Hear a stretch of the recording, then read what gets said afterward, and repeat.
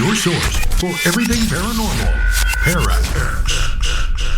Throughout the ages, history has been altered by word of mouth and the misrepresentation of those who might not have been present when some of the world's most significant events took place.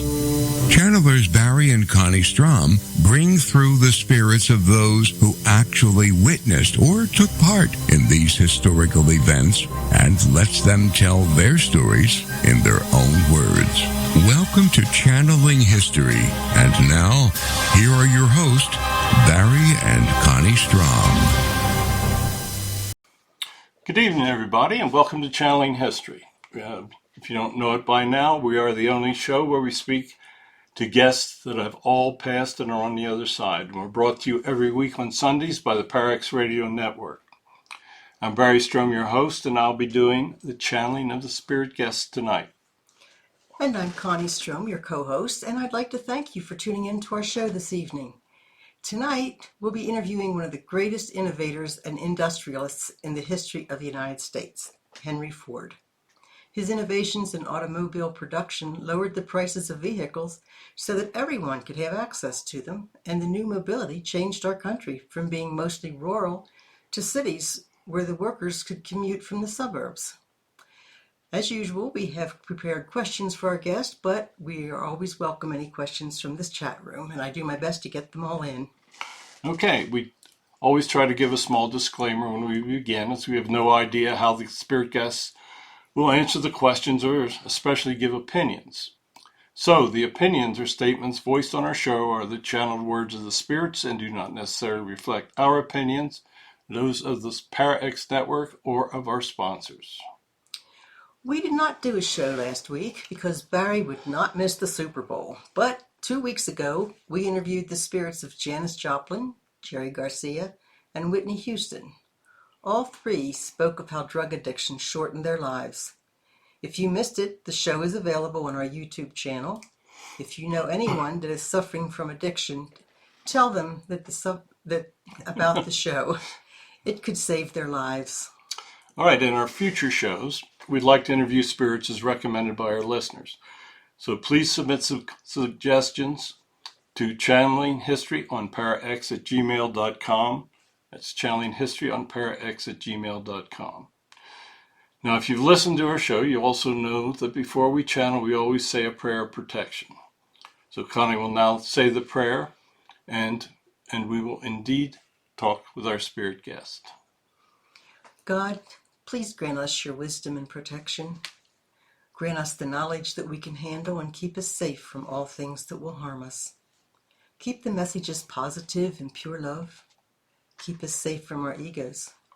We ask these things in the light of the seen, the unseen, and the honesty of God. Amen. Okay, Connie, let's do the questions. Okay, Henry, welcome to our show. We're so happy to have you this evening. Would you like to begin with a message? Absolutely. I'm kind of intrigued by all this internet stuff, so it'll be very interesting tonight. I was just a farm boy. I grew up, didn't have a whole lot of education, but I did know how to work hard, and I had some pretty good ideas. I was very lucky. It was a time of great change in the country. It was a time where you actually had the opportunity to make some huge profits. I tried to make the automobile available to everybody, and I believe that I succeeded. The Model T was a wonderful automobile for its time, and I made it for 21 years. I did some things in my life, of course, that I think I regret, but all in all, I think I helped a lot more people than I hurt. So anyway, I know you have a bunch of questions for me, and I know time is limited. So why don't we get started? Okay, could you start out with telling us about your early life? Well, I was born on a farm in Michigan. Obviously, that made my father a farmer. But I must tell you that I never enjoyed farm work. My mother was a wonderful person. She used to take me to church, and she taught me many things. Never got too much of an education. basically, I went to a one-room school. I think I had like 8 grades of education, but I was always pretty mechanically inclined, and I think I was pretty bright and had some pretty good ideas. My early life really was very simple. I was fascinated by different things. My father bought me a watch one time, and I took it apart and put it back together and kept doing that. I tried to figure out better ways to help the equipment he had on the farm, but my life was quite simple. Were you at all inspired to take over the family farm? No, my father wanted me to, but I always thought that when I was old enough that I would leave and I would go do something. Didn't really know what at the time, but I never, ever really wanted to take over the family farm. What were your religious beliefs at that time? My mother took me to church, and we had pretty fundamental beliefs. She was a firm believer in God. There was never any doubt in her mind that he existed. And she tried to make her children follow the beliefs she had as well. I was always very convinced that there was a God. I had some questions about him, of course, but I never really doubted that there was a supreme being out there. I always thought that we had many blessings, and I did not see how all of the beauty and everything that was going on could take place without a God. At night, I would look at the stars, and I could understand no way that what I was looking at could exist without a supreme being. I held those beliefs all through my life. Didn't talk about my religion too much at times, probably should have, but I firmly believed in God. Did you have any formal education after the one-room school? No. When I was 16, I left home to go to work, and I only had the education that I received there. But I was able to read, and I was able to do many things, and I was able to learn. And that was about the most important thing. Absolutely. In 1888, you married Clara Bryant. Would you tell us about her, please? Clara was the love of my life. She was a rock when things got tough for us, and there were times that things were very difficult for us. We were sometimes very successful, and sometimes we were at risk of losing everything. Don't forget that we lived through the Great Depression of the 30s, and it's very difficult to sell cars when people don't have any money or a job. Clara was the mother of my one child, Edsel. He grew up to be a very good person, but sadly did not live a very long life. Clara and I were married all of our lives. We stayed together, we loved each other, and she was just a wonderful person. We're still together over here, and I'm thinking that sometime we may just come back again together. Sounds like a plan. In 1915, you chartered an ocean liner that became the Peace Ship. Would you tell us about the Peace Ship? I was always a pacifist. As a businessman, I knew that wars would disrupt all the business worldwide. I thought that wars were a terrible waste of time, a waste of life, waste of money, basically a waste of everything. Devastation would often take place for both sides during a war. I was truly a pacifist. I wanted our country to stay out of the war in Europe. I did not see how it would really affect us that much. I could see that we were heading for very difficult times. So I chartered an ocean liner, and I tried to bring delegates along that also were minded for peace. And I thought that I could go over and maybe mediate with some of the political leaders of the time. It did not go well at all. Many of the delegates fought among themselves because they thought they should be talking about one thing or another. I thought that it was really weird that pacifists would fight among themselves, but that was the way it worked out. It was the time of the flu. Many of them got sick. And by the time we got there, I understood that it was all going to be a failure. Why didn't you want the United States to become involved in World War I? I felt that what was taking place in Europe was not going to have a large effect on us. At that time, I was not doing any business in Europe. I knew that if we entered the war, that it would interrupt the production of my automobiles. I just felt the war was a terrible waste of time, and the United States needed to stay out of World War I. To what personal characteristic do you attribute your success? I was very persistent. I was like the proverbial dog on a bone when I got an idea. Sometimes things would fail, but I always tried to learn from my failures. I was a very hard worker, and I expected all the people around me to work as hard. I felt that my workers should earn a living wage. I actually paid much more than any of my competitors. I expected much from my people, and I got much from them. But I think just self-determination was probably the biggest attribute. What personal traits proved to be a problem during your life? I must admit that I was a bit bullheaded. I would often cling to an idea too long. I would be very prone not to make changes. The best example I can give you is the 21 years that we made the Model T. I should have started following the examples of other companies, and they were starting to make different models each year, and they were bringing variety to the public. I was sometimes would have the wrong opinions about people.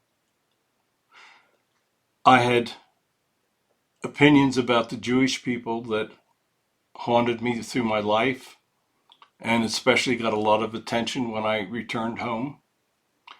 My guides were not pleased with some of the things that I did concerning the Jewish population. But I think just simple bullheadedness was probably my biggest problem. Tell us about the road system in the United States when you first introduced the Model T. There basically were no roads. They were paths that people would cover with horses. Very few of them were paved. There were a couple turnpikes, but they were all in private hands. Many of the rural people had great difficulty even bringing carriages through some of the roads. Keep in mind that there were no federal highways in those days. The United States at that time was basically a rural society, and the government had really not considered putting paved roads into areas where there were not many people. There were some paved roads in the cities, but even those were of very poor quality. It was very difficult introducing a mode of transportation that required a decent running surface. Part of what we did was try to talk the different municipalities and governments into paving roads so that more and more people could enjoy the transportation by automobiles. Okay, we've got some questions from our listeners. The first one, what did you think about international financiers who seem to have a stranglehold on the aspects of our nation? I thought that the financiers were basically members of the Jewish population, and I felt that they controlled too much power in the world. It was often very difficult to get financing. I had to use different partners. Banks in those days were reluctant to put large amounts of money towards a concept that was much different than what the people were used to. The old saying, get a horse, was often a comment that was made by the financiers at the time. It was a very difficult time for getting money and for getting financing for some of my projects. Okay. Another one of our listeners would like to know what you think of the Tesla cars and the new wave of electronic vehicles or electric vehicles. The way to the future appears to be electric vehicles. But I would caution everyone that the transition away from petroleum products needs to be very slow. There are many, many people in the country that cannot afford to buy electric vehicles. I notice that you're having a very high inflation rate at this time, and that inflation is being reflected in the cost of these vehicles. If a person is on a fixed income or is making a modest income, there's no way that they can get rid of the automobile that they have and pay a large sum of money in order to have a vehicle that has an electric motor in it. There will be a time that electricity will probably power the majority of your vehicles, but there's always going to be problems. The technology is basically in its infant stages in electric vehicles. You will find that there's limitations, and you will find that it's going to take a great amount of time until everybody can make the conversion.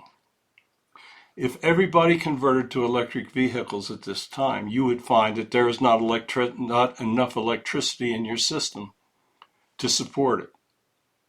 People need to step back and consider what is necessary for the advancement of electric vehicles. It is not going to take place in this generation. It will take a great amount of time. How did you come up with the concept of using conveyors on a production line? Some of my engineers actually came up with the concept. They had been watching different types of industries using conveyors. The food industry would use grain conveyors. My people thought that if you used conveyors to slowly move the vehicles along and have production lines of people that would work on them at their stations, that it would be a great advancement. It was truly the concept that really allowed us to pick up and our production and to lower our costs. How did the Model T get the name Tin Lizzie? A lot of people referred to horses as Lizzies. Uh-huh. Bear in mind, in those days, many people, when our cars would get stuck in the mud, would say, get a horse. And in those days, our cars were made out of tin. It was not a term of endearment. You produced the Model T for 21 years and sold over 15 million vehicles. Why did you not introduce any changes during that period?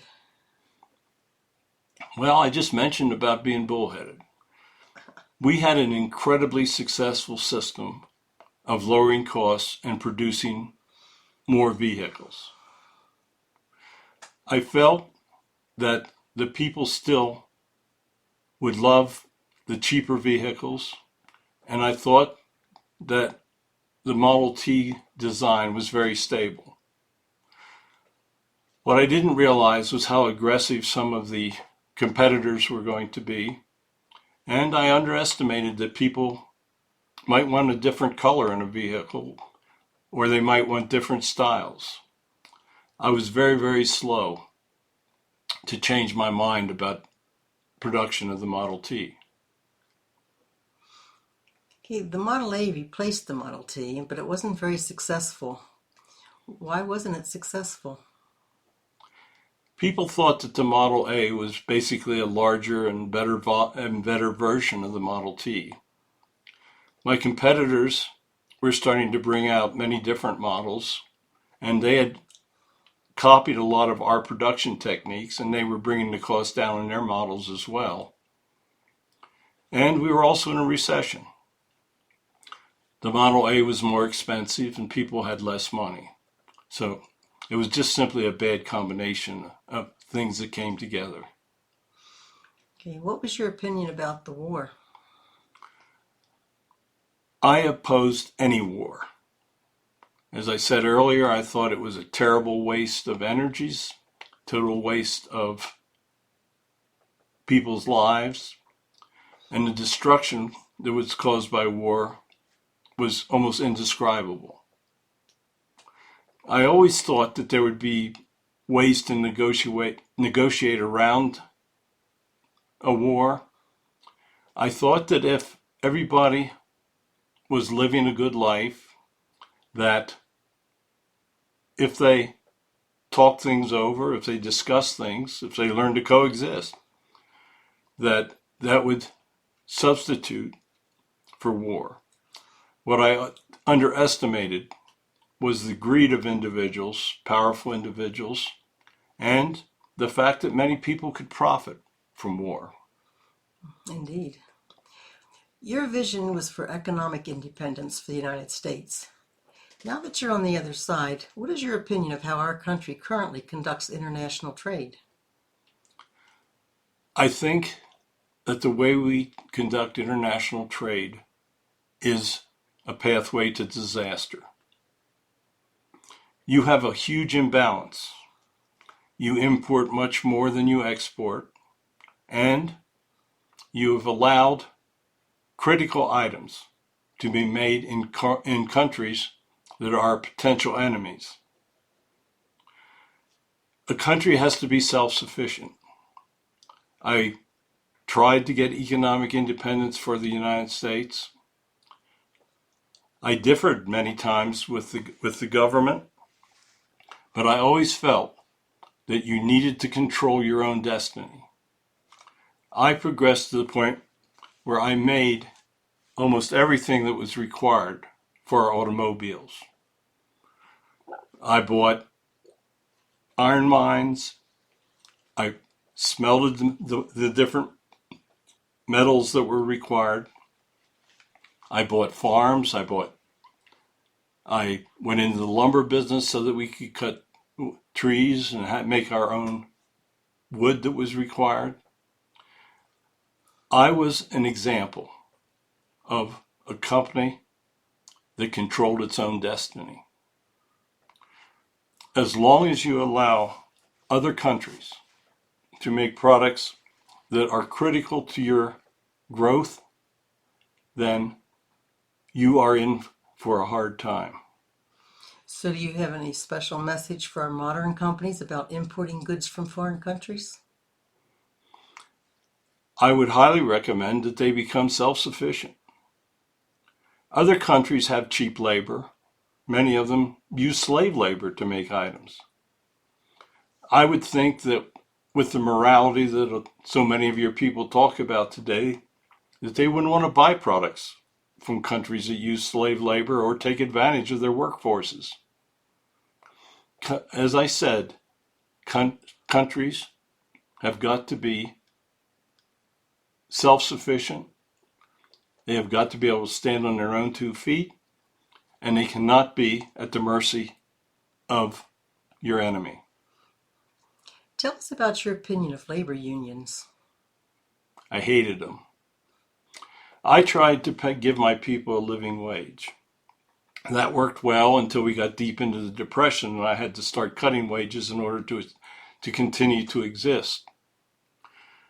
I felt that labor unions would bring undue pressures upon employers.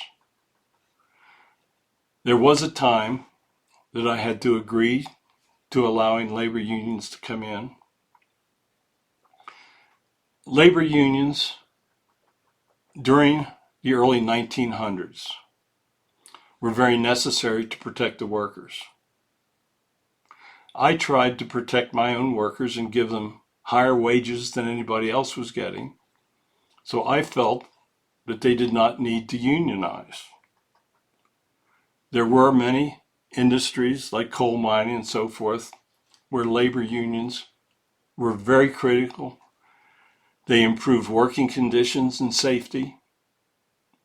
But I felt for my specific business that labor unions were definitely not necessary.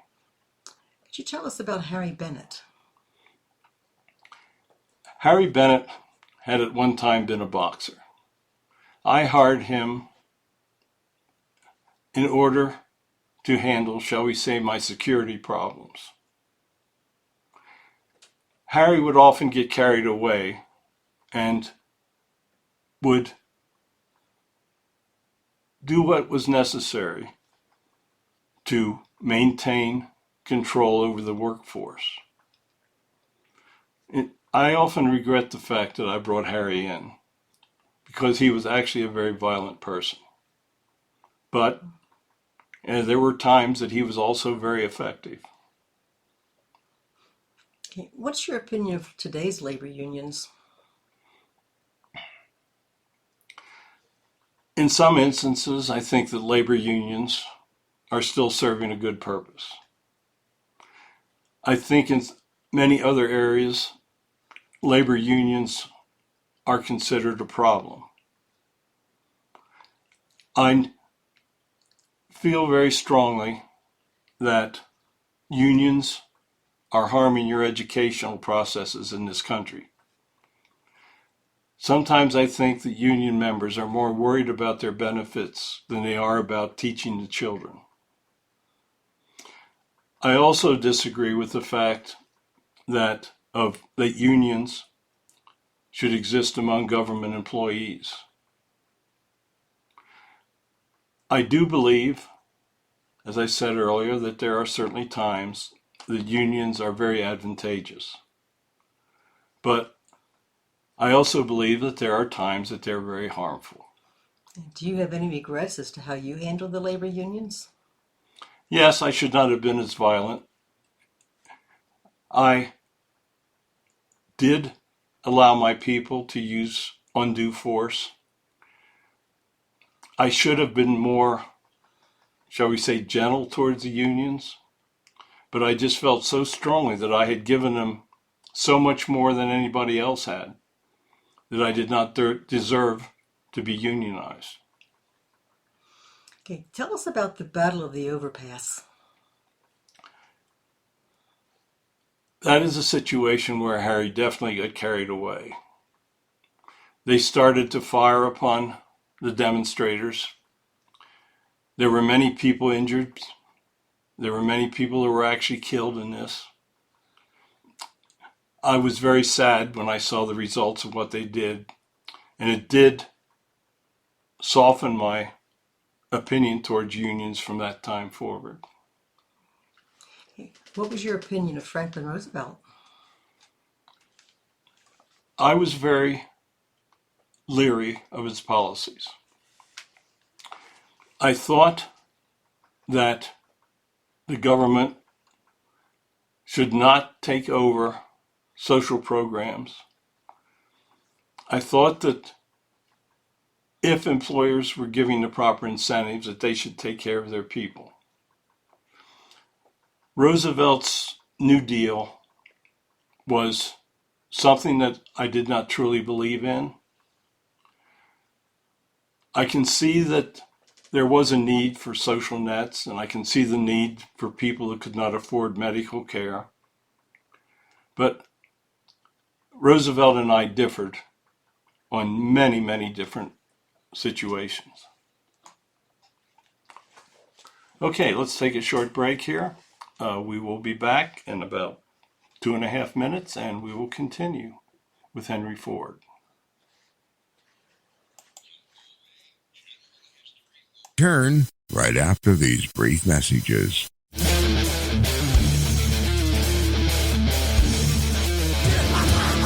In order for the light to shine so brightly, the darkness must be present. Tune in every Monday at 10 o'clock for Dark Sun Rising on the Para-X Radio Network. Hi, this is Marla Brooks from Stirring the Cauldron. Thursdays are a great night on the Para-X Radio Network. We start off the evening with Journey into the Light, Chapter 3, with your hosts, Psychic Little T and Tabby Cat Gash at 7 p.m. Eastern. Then, on the first and third Thursdays of the month at 8 p.m., it's Tango and Friends, hosted by Bruce Tango. And on the alternate Thursdays at 8 p.m., tune in to Stirring the Cauldron, the archive podcast. Every week at 9 p.m. Eastern, join me on Stirring the Cauldron Live. And then at 10 p.m., stick around for New Aeon Now with Lily Alley, Davron Michaels, and Christine Matza. Finally, to round out the night, join Dr. Kelly Renee Schutz on the Paranormal Encounters podcast. All this every Thursday, right here on Para-X. Have you ever wondered what Jesus and his followers would say if you could receive their messages today? In his new book, Spirits Speak, Channeling Jesus and the Holy Spirits, channeler and author Barry Strohm answers those questions for you. Using his gift of spirit communication, he brings you messages from such Holy Spirits as Moses, John the Baptist, Mary Magdalene, Mother Mary, Jesus, and even Mother Teresa and the Reverend Billy Graham. They discuss topics that are important for contemporary life in these troubled times. Spirits Speak, Channeling Jesus and the Holy Spirits is available on Amazon, Barnes & Noble, and other booksellers. Signed copies are available on the author's website, spiritspredict.com. After reading this book, you will never again say, "What would Jesus say or do?" Welcome back to Channeling History. Now, here are your hosts, Barry and Connie Strohm. Welcome back, everybody. Connie, let's get on with the questions. Okay, let's get started with a question out of our chat room. What do you think of Detroit today? Does it have a chance to make an insurgence of business? It saddens me very much when I see Detroit. In my day, it was a vibrant, wonderful city. I loved Detroit. I tried to do as much as I could for the city. Today, so much has changed for that town. There is so much capacity that is going unused. It is going to be very, very difficult for Detroit to ever obtain the vibrance that it had when I was alive. That's sad. Okay. Is it true that in 1941 you considered shutting down the company rather than signing an agreement with the United Automobile Workers? I told you that I was pretty bullheaded. and that was the threat that I made to them. And I was ready to do it. However, my wife intervened and said that she absolutely put her foot down that this was the wrong thing to do.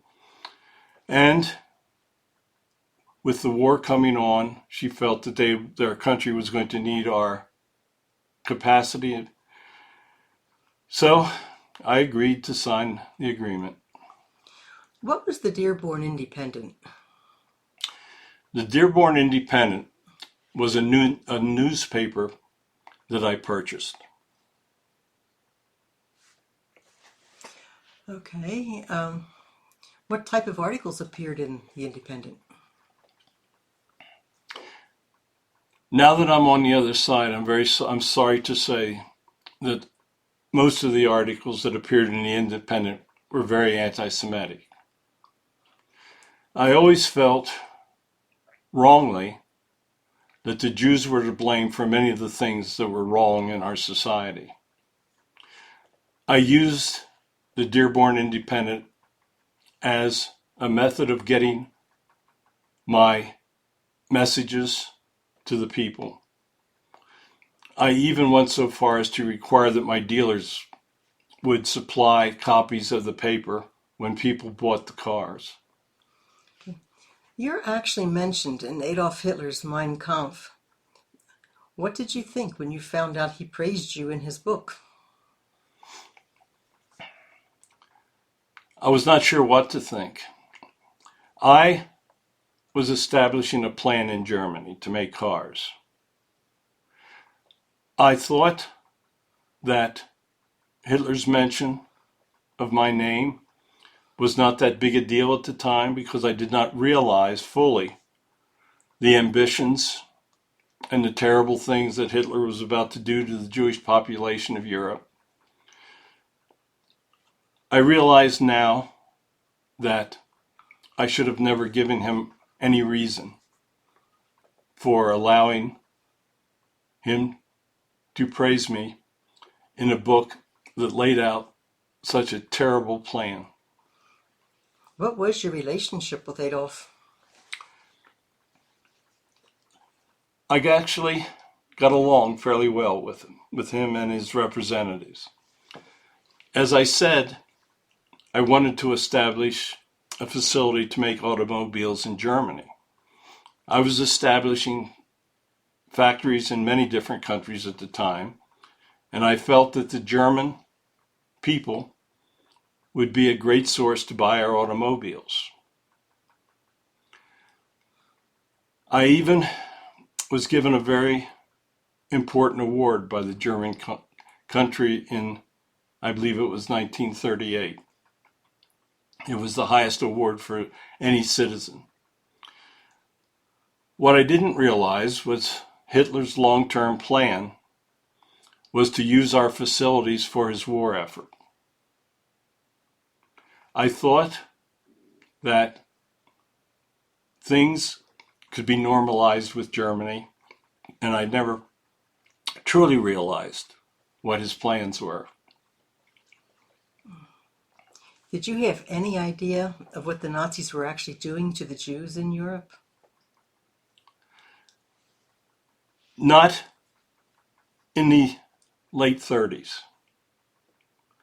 Once we started to get involved in the war effort, I started to hear rumors of what he was doing to the Jewish population. A lot of what he was doing was kept as a deep, dark secret.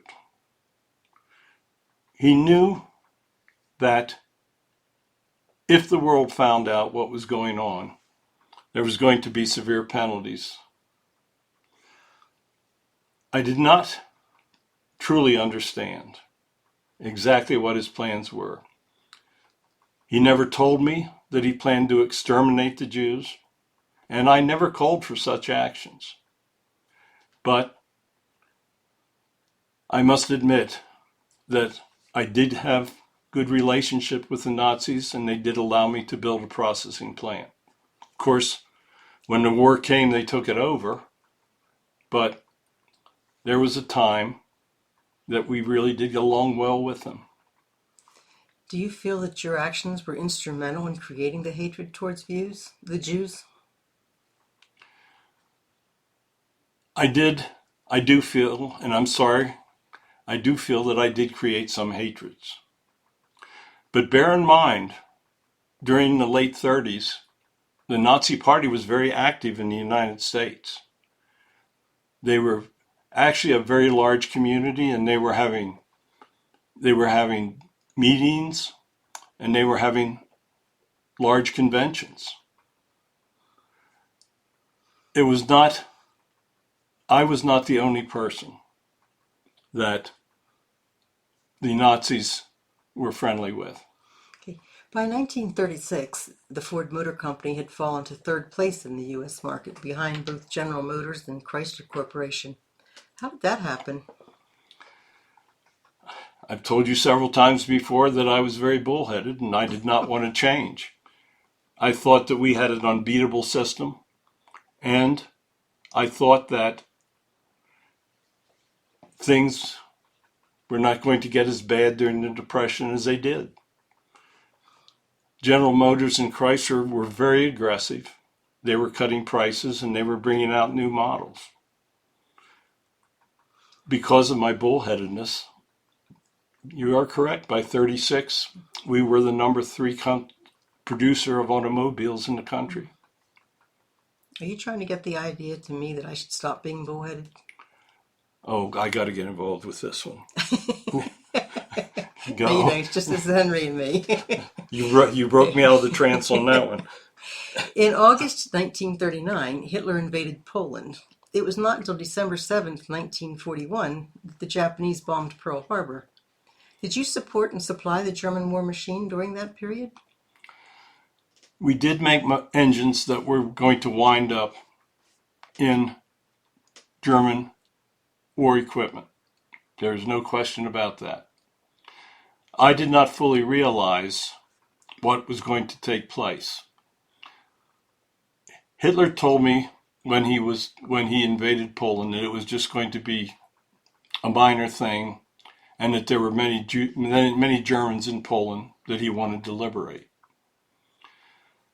I started to have very different opinions after he went into Poland and started doing some of the other things that he was doing. My plant was operating in Germany through that period. It was making engines, and many of those engines would be used in the future in the German war machine. I did not support that. There came a time that they nationalized my plant and took over. They knew that I was trying to reduce production, and that I was starting to realize exactly what was taking place in Germany. Okay, until the Japanese bombed the United States at Pearl Harbor, you were opposed to entering the war. Would you tell us about that opposition? Is it any different than what you had said before? Not really. By that time, I had plants in many different countries, and I knew that war would totally disrupt business. I knew that if war came, we were going to we would support the war effort in any way we could, and that a war would be a total disruption. Coming out at that point, coming out of the recession, we were in poor financial condition, and I just felt that a war was something that I had hoped would be left in Asia and in Europe. Okay. What was your opinion of Joseph Stalin? I never really trusted Stalin. I did not approve of communism. I had made my money in capitalism, and I knew that Russia had a totally different system. I knew that Stalin preached totalitarianism, and I felt that he was going to be a very dangerous individual. Okay, so during World War I, you were a pacifist, but during World War II, you built a facility that turned out 8,645 B-24 Liberator bombers. What made you change your mind about supporting the war? You're not correct that I did not support the World War I effort.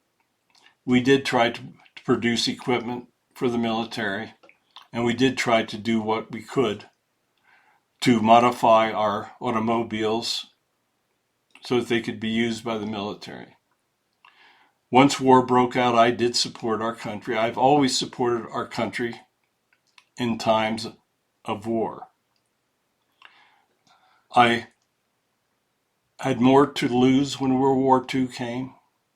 As I said, I had many plants, and with Europe basically shut down, I knew that we had to do what we needed to do to defeat Hitler and the Japanese.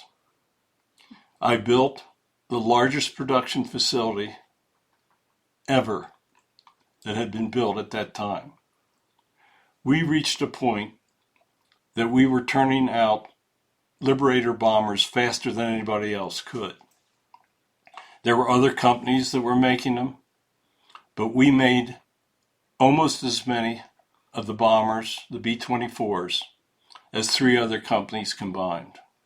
Okay, let's do something fun. Bonnie and Clyde always used Ford automobiles. Is it true that they sent you a letter thanking you for making incredible cars? Sadly, they did, and I have nothing more to say about this.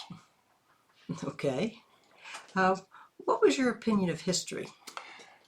I was never much of a student, and I did not truly understand history. I'd never had the opportunity to study history in detail, and I thought in many instances its study was simply a waste. I know now that I was totally wrong, and I know that people need to learn from the mistakes of the past. So then you would disagree with the lack of history being taught in our schools today? Yes, I would totally disagree with it. I think that children should learn a lot about the past. Even though I did not think a whole lot of the Jewish population, what Hitler did to them was an absolute tragedy. The students of today have got to learn the risks that they take when they support totalitarian governments. I know now that if I had paid more attention to history, I could have been more successful. If I would have understood patterns of the past, perhaps I would have changed my method of making the Model T earlier. I would have probably been much more competitive, and I do not think we would have had many of the financial problems that we did. Yeah. Okay, since your passing in 1947, there have been huge advancements in technology. What do you see as risks of this technology advancement? Or risks to it? Well, the obvious risk is that technological advancement has brought you weapons of destructive abilities beyond imagination. And many countries that are not your friends have developed very advanced techniques to deliver this type of weapon. Technology is truly the key to the future. But you have got to learn to use technology for the advancement of the human race. If you allow technology to take away your rights, to inhibit your freedom of speech, your freedom of choice, your freedom of religion, then technology becomes a terrible thing. I know we're watching from over here as your technology giants tend to limit discussion on items that they do not want to speak of. If technology is used to advance people, to raise their standard of living, and to truly help them, then it's a wonderful thing. Okay, we have another question from our chat room. Do you know of car inventions that the oil companies have killed that would have made cars more efficient?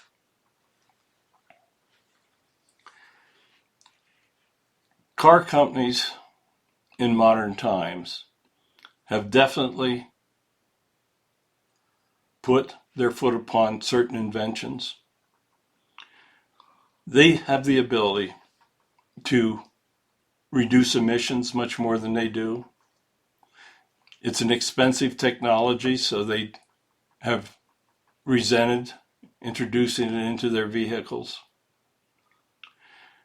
They are working on many other things that can help prevent pollution. They are capable of building motors that do not emit as much pollution as many that are on the road. There are various things that they could do, but some of them are cost prohibitive. It is my hope that in the future, the companies will be able to do what is needed. But what I also see is the prices increasing rapidly on the vehicles, and they're pushing them out of the people's ability to purchase them. There will always be wealthy people that do not care. But the average person that I tried to take care of when I was in business is going to be priced out of the automobile market if this trends continue. Okay, we got another question out of the chat room. If you were on Earth now, would you be involved with the space race and the rockets? I honestly don't know. If I was living in these times, I think that I would be more involved with trying to develop an economical electric automobile. I think that I would, since if I would return now with the same level of education, I would not be able to compete in many of the high technology areas such as space exploration. Okay, what's your opinion of the current Ford Motor Company? I think that they're actually pretty well run. They make vehicles that people want. They are trying to bring new technologies. I do not see much effort in lowering the prices of the vehicle. I wish they would do that so they could make more people afford them. I think that they're going to get caught up in the race towards electric vehicles, and I don't think there will be enough support for the general person to come in and buy them. I would suggest that they truly use caution in going to the electric conversion. The introduction of the lower-priced automobile changed the entire American culture. When you were born, the United States had a majority of people living in rural areas. By your death, the majority lived in urban areas. Would you like to comment on this change in demographics? What you're referring to is us bringing car ownership to all classes of workers in the country. Once people had an automobile, they had the ability to travel economically. When I was a child, most of the people lived on farms. They could not travel from one place to another without using a horse. They were limited in the distances. There was no way before the automobile that people could work in the city and commute from the suburbs. As more and more people got automobiles, they flocked to the cities because that is where the higher priced jobs were.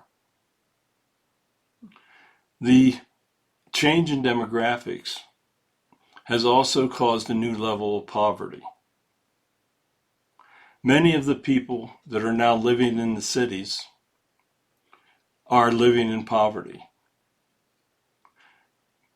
Many of the people have now taken their jobs, their businesses away from the cities and are actually moving them back to the suburbs. But individuals living in the downtown areas now are trapped.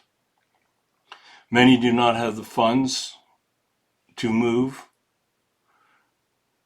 The rapid increase in rentals in home values are limiting people that they have really no hope of owning a home of their own at this time. Until the government reconsiders their policies and makes livable conditions for people in the big cities, it is going to be very difficult for your economies to advance. I did not foresee any of this taking place. All I wanted to do was simply make automobiles available to everyone.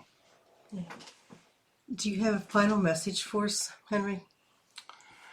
Yes, I want to thank you very much for allowing me to speak. I made many mistakes in my life, but I did accomplish much as well. I know that my opinions towards the Jewish people was very wrong. And I know that I probably incited some people to dislike the Jewish population as well. That is something that I truly regret. I don't regret bringing the automobiles to all economic classes of people living in the country. It is one of the mechanisms that helped lead the people out of the Great Depression.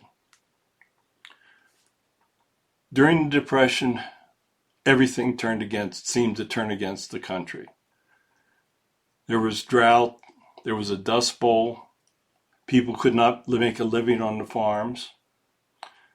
My automobiles gave the people the mobility that they could seek employment elsewhere. The added mobility generated jobs as the government decided that they would make roads. The automobile truly changed everyone's life in this country. Today, almost everyone owns a vehicle. When I was born, nobody owned a vehicle, essentially. As I look down, I see that there have been incredible changes in the automobile industry. There will be incredible changes in the future. Electric will be the way of the future, but it is going to take many, many more years than anybody anticipates. If everyone has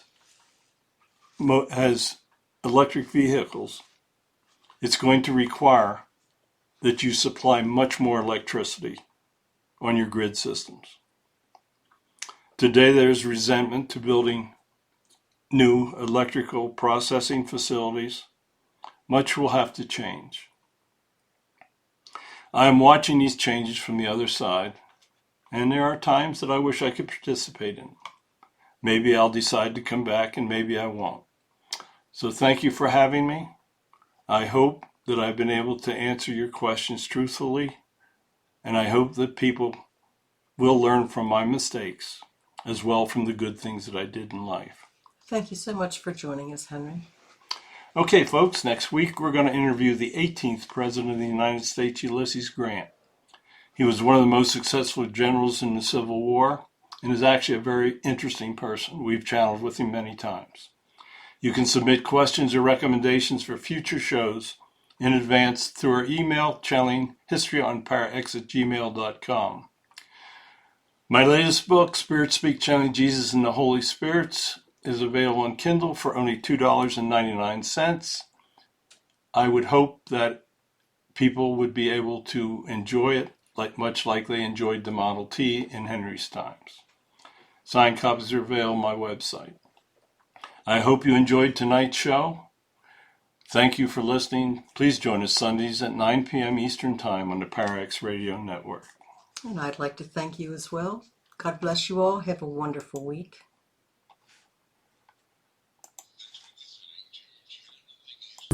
Tune in again next week for another electrifying episode, as we never know who will make an appearance or who will come through the portal. Any rebroadcast or other use of this program without explicit permission is strictly prohibited. Copyright 2020. Our Story Begins by Kevin MacLeod, licensed through Incompetech.com.